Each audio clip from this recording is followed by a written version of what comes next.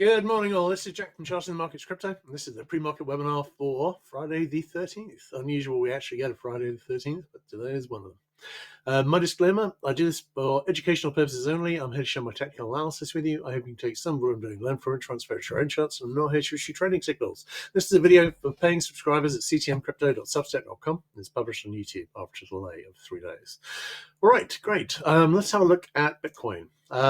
Looking at the daily chart, daily middle band is down to 75,861. I'm thinking we may well be forming a flag and that we may well get back up there. At the top of that, we've got an A, and this looks like a B. We could continue down. We don't actually have any positive divergence suggesting otherwise, but I think we've seen a couple of days of weakness here. We've got positive divergence on equities. That might well give us a push. In the meantime, this would be a very nice AB. And I'd be looking for the C, and if we were to measure and it was the same wave size as the A wave, then that would get us up to about 77,000. So that would be the right target area, and I'm thinking we may well do that. Okay, after that, I'm thinking we'd likely, obviously it's bear flag, I'd be leaning towards seeing a retest of the low. All right, looking at the weekly chart, no positive divergence on the weekly chart, and I don't think we've got any on Bitcoin either. No, we don't. But that's okay, because I don't think we're hitting the bear market low here anyway.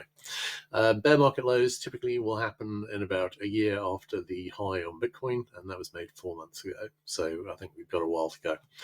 Looking at the daily charts, we would, if we retested the low, we could set up some very nice positive divergence, but I'm thinking we're going to go higher before we do that. We've got the daily middle band has come down to 98.91 here. Looking at the structure of this, we had actually a very nice flag here. We came a bit below. We got down to 76. It's a bit more than 50% retracement. If we were to make it up to the level of the same wave here, that would be like obviously 22. So that would get us up to about 98,000. That means the daily middle band would most definitely be in range. So I'm liking that too. Now, obviously, we've got trend lines and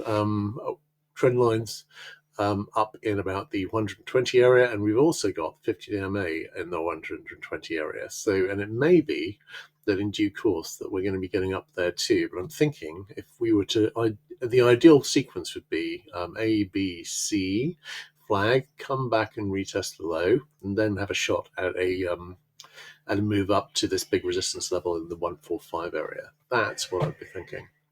We will see how that goes. No divergence here on the hourly chart. Looking pretty good, and I like this overall falling wedge. All right, let's have a look at Ethereum. Ethereum hasn't really rallied much off the low, but again, looks like a bull flag forming. We got a little A, we got a little B. No current positive divergence here is what I would say, but it's not a bad fit with what we're seeing on equities, I don't think. In terms of the shorter term charts, if we were to have one which was the same size here, that was approximately 400, so that would get us back up into about the 2300 area. And looking at the daily middle band, I've got that at 2338. So I think all three of these are actually looking pretty good for a set up into the daily middle band area, although the sooner the better, because the daily middle band is obviously coming down at quite a rate. And that's not going to stop us, we're obviously significantly below it. So the more, if we've got daily middle band as resistance, then obviously, as the days pass, that will get lower. We shall see. All right, great. In that case, I think that's a wrap. Everyone take care, and I'll catch you guys on Monday morning. All right, cheers. Have a great weekend.